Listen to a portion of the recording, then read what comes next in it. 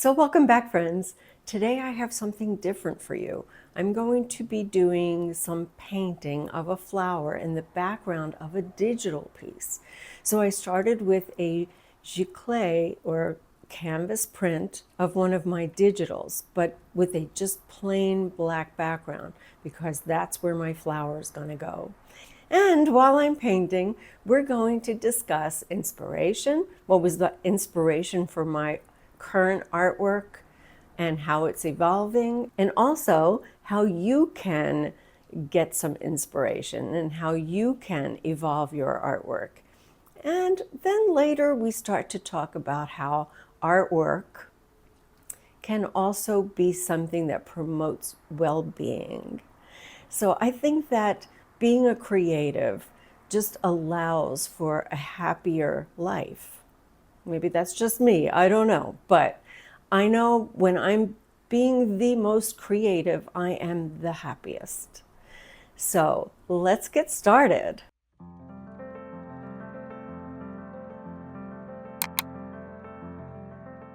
Let me start by explaining today's project. This is a canvas from one of my digital creations. I made the background black because I like painting on black backgrounds, so my work has more depth. Since this is a canvas print, it's a bit slick, and I don't like the way the acrylic paint just slides over the canvas instead of gripping it. So I need a little bit more tooth. So I'm applying a black absorbent ground. This is just in the black background areas where I will be painting the flower. So why I've chosen this particular image, this body from behind, this particular one that was the first of my digitals, is because the very first of my fabric mosaic paintings was this exact same body. So since it worked so well to jumpstart me in a whole new series of paintings, I chose it as my first digital as well. And you can see here my digital has a digital background as well as the mosaic part that would normally be fabric. So since I'm trying something different again, taking this digital to a new level and sort of doing a hybrid of the digital work and my painting. So I've made this canvas and now I'm going to paint the background.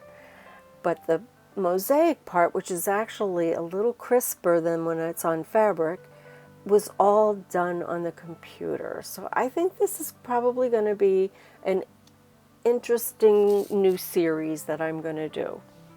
So the inspiration for all of this started many years ago when I was really frustrated because I didn't know, I wanted to start something new, a new series, but I had no idea what direction I should go in. And I was whining to a friend and he said, "Susan, just go do something like you did 10 years ago, 20 years ago, whatever." And he walked away from me. And I just suddenly saw this blue body in my mind because that's something that I did way, way back. And I decided I had been playing with some fabric mosaic, and so it suddenly became this new thing that I was doing, fabric mosaic bodies. But in this case, I started with the blue.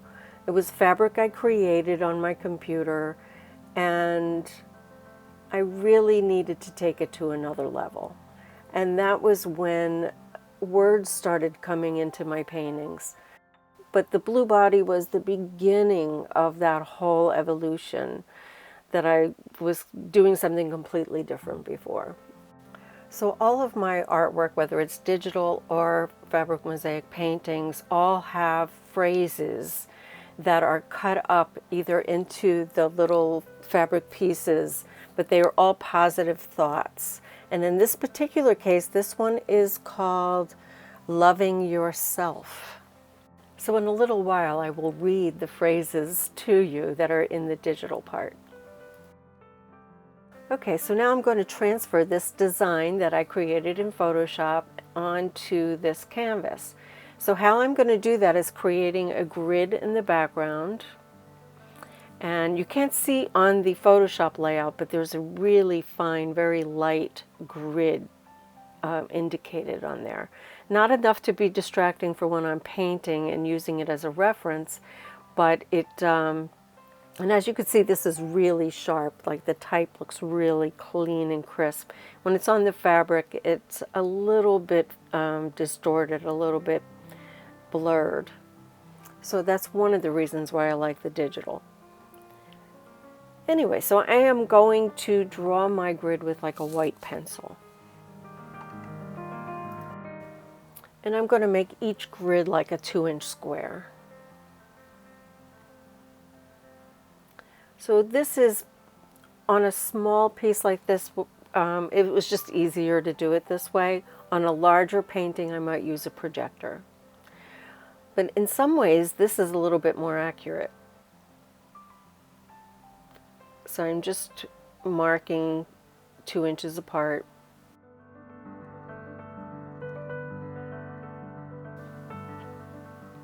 And once I have my grid, I then, following the grid that's on my Photoshop layout, I just carefully sketch whatever I think is important, whether it be where the shadows are or the edges of the flower.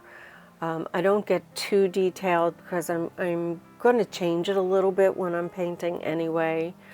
You'll see as I'm painting, I just change it a little bit.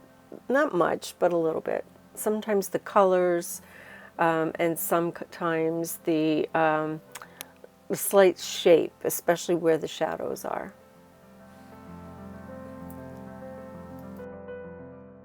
So one of the most amazing aspects of art is that it allows us to express our innermost thoughts and emotions. And by adding a personal touch to your artwork, you can create something that resonates deeply with others and sets it apart from the rest. So when I started adding these positive thoughts in there, it was at a time the reason why I even came up with this idea was because I was doing some work on myself. I was in a very negative place at that time in my life, and I was trying to think a little bit more positive. I was doing this work myself. So I incorporated it into my art and then realized just how many other people that resonated with. It was amazing how once people realized what those words were, how excited they became. And so that is the thing that you have to find for yourself. And the only way you do it is by creating more and more art. And eventually you find that thing that is unique to you and your artwork. So let's talk about finding inspiration. Take a moment to reflect on your own experiences, memories, and emotions. What makes you unique? What are the stories you want to tell through your art? Use these as a foundation to create a concept that truly represents who you are as an artist. So after you've created artwork for some time, you end up with a preferred medium. In my case, that preferred medium for a long time was fabric mixed with acrylic paint.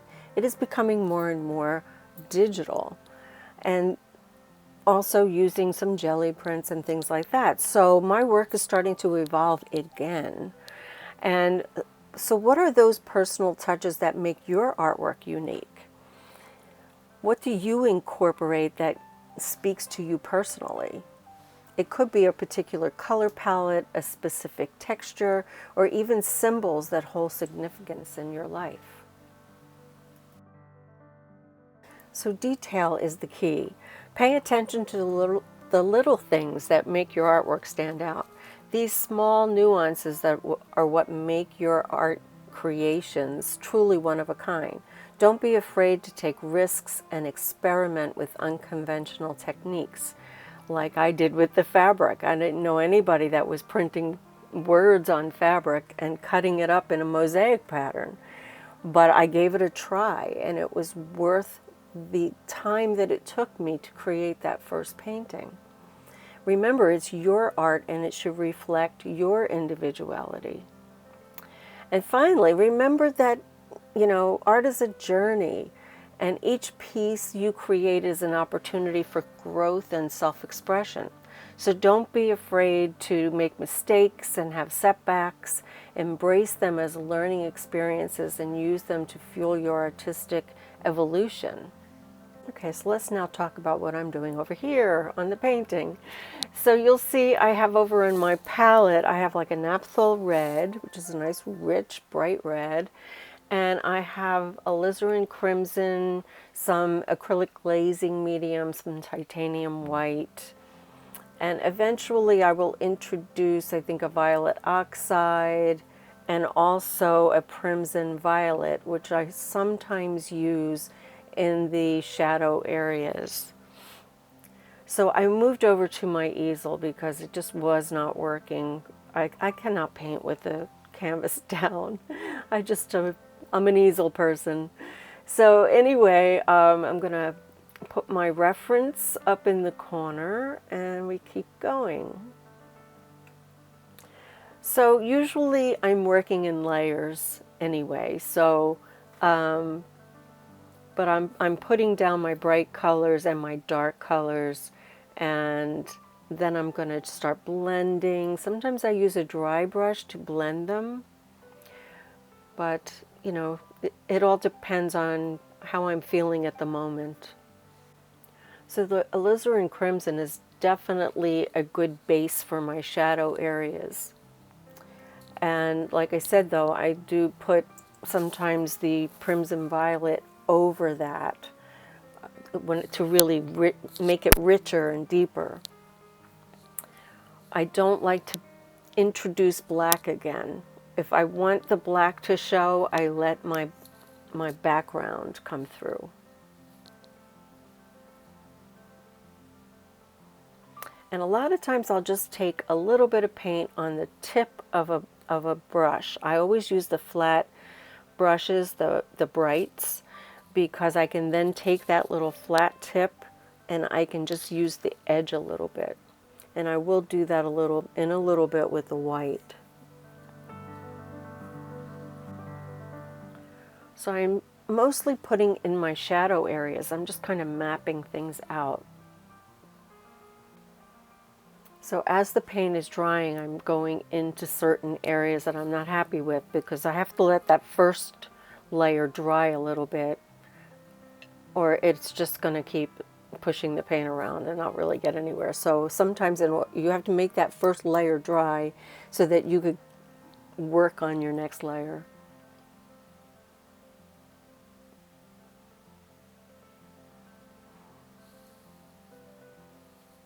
So now I need to get a little bit of lighter on that edge, the lighter red.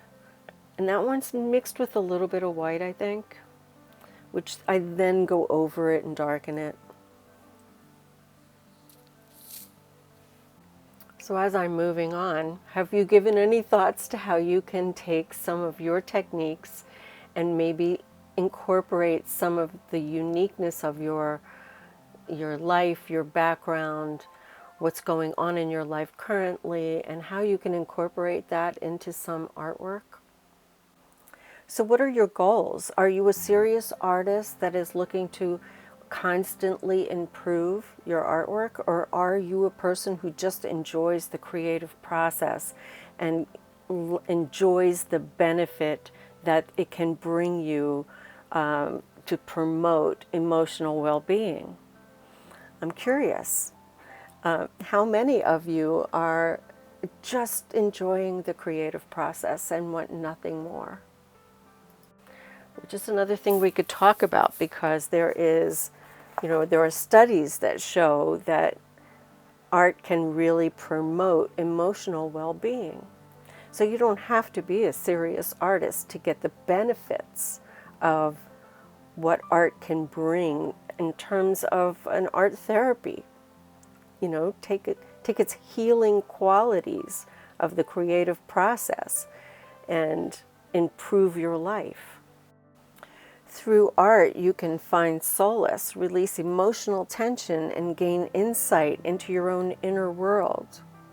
Creating art can provide a safe and nonverbal outlet for emotions. It allows you to channel your feelings into the artwork, providing a cathartic experience.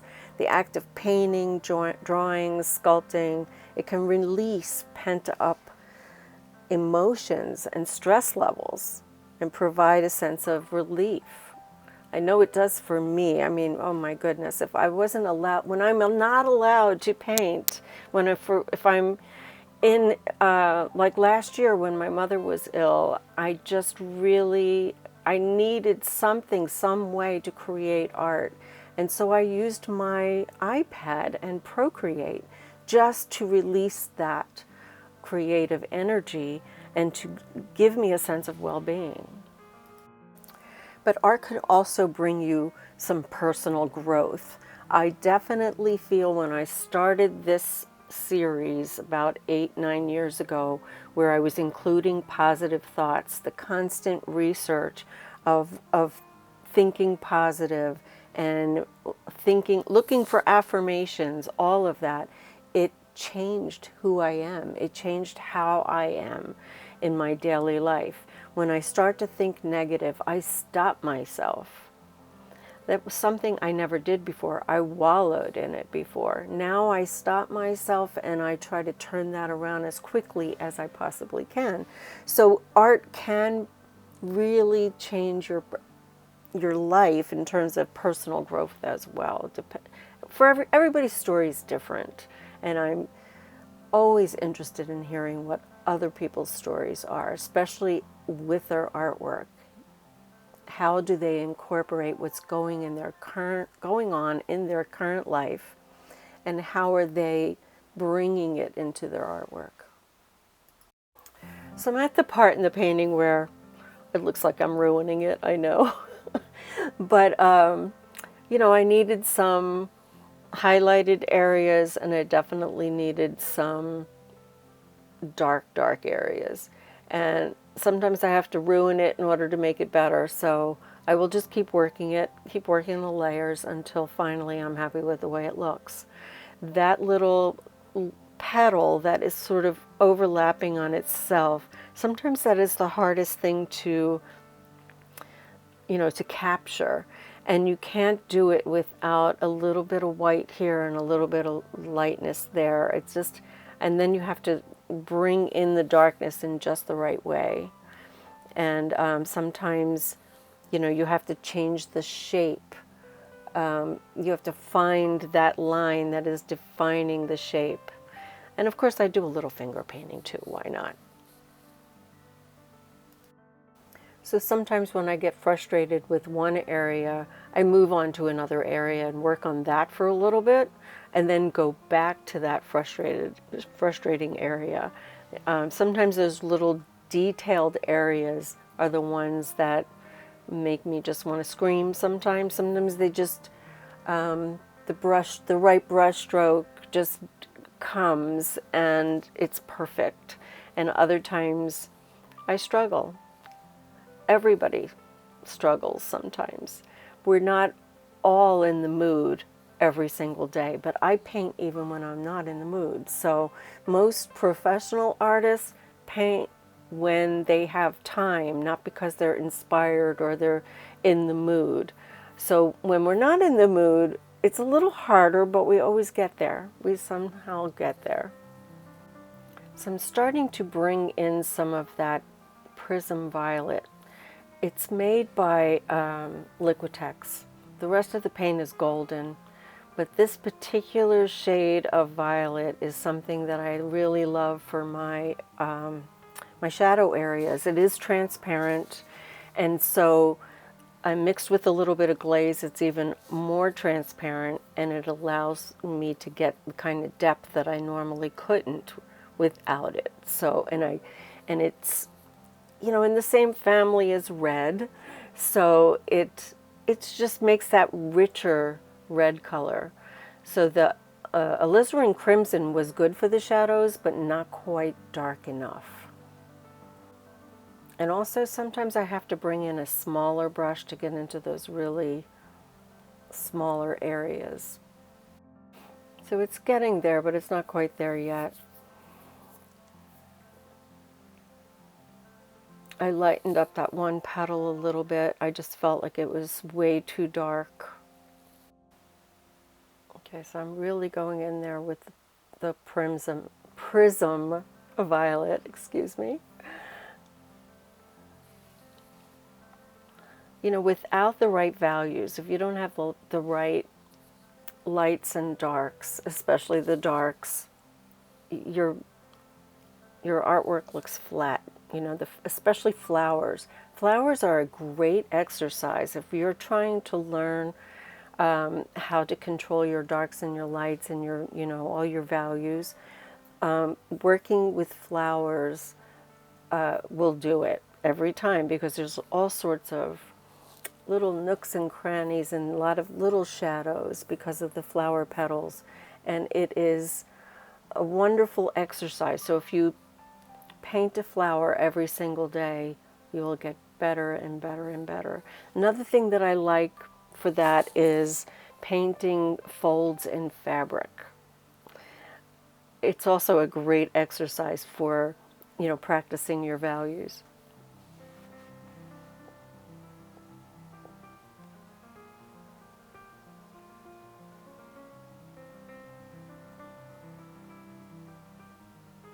So I'm just doing little touch-ups here and there where I think I can improve.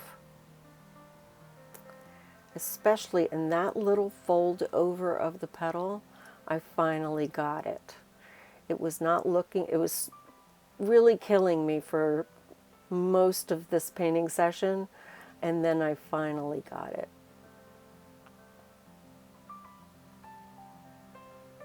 And it's those little details that make all the difference.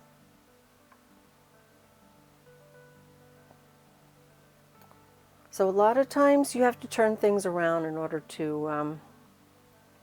you know, get your brush in the right, in the right position. And I'm always turning my canvas around.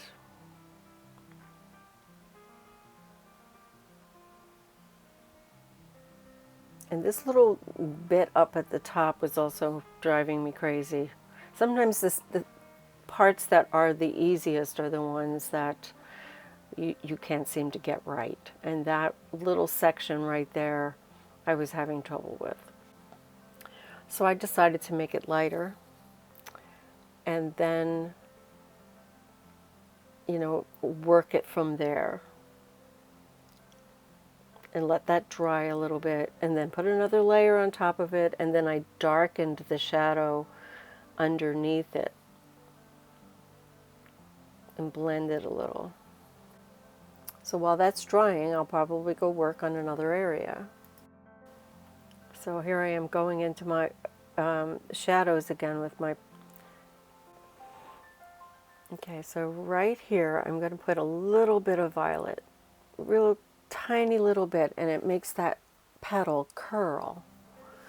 And that's the kind of little detail that you put in as you're getting towards the end.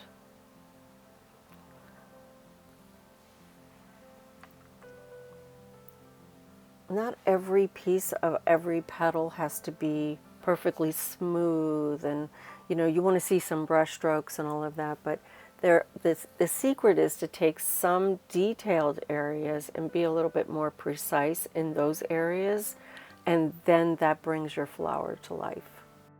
Okay, and this other small corner I'm doing with sort of like an indication of some leaves or something. I'm using more of a teal color, and I'm using mixing like teal with phthalo green and blue shades just so that I can get the lights and darks. And this part goes really fast because this does not have a lot of detail, and I can really move fast on this. So as I was doing this, because it was something different and it turned out, it was like an idea I had in my head of combining this, digital with physical painting. I really started to get very excited. This is exactly the kind of thing where I get personal growth and where I get really excited about just, being able to do this and express myself this way. So anyway, going back to our previous conversation about personal growth and all of that, when I'm feeling disconnected, sad, just doing this kind of thing, especially if it's something new and different, something I haven't done before, this brings me back to a state of happiness and contentment. So I've been feeling actually really good these days. I think all of this experimentation has just made me super, super happy these days. So this is actually going to probably become a new series of paintings that I'm going to do, all starting with my digital. I'm curious if you like it. Please leave me a comment below. So of course I see this as an original. And being an original, it needs a signature. So now that it's signed, it is complete. So thanks for stopping by today. I hope you enjoyed this video. And if you want to see me do this again, please leave a comment below and let me know. And I will see you next time. So don't forget, create, inspire, and share. Share it with me, please. Anyway, I will see you next time. Take care. Bye-bye.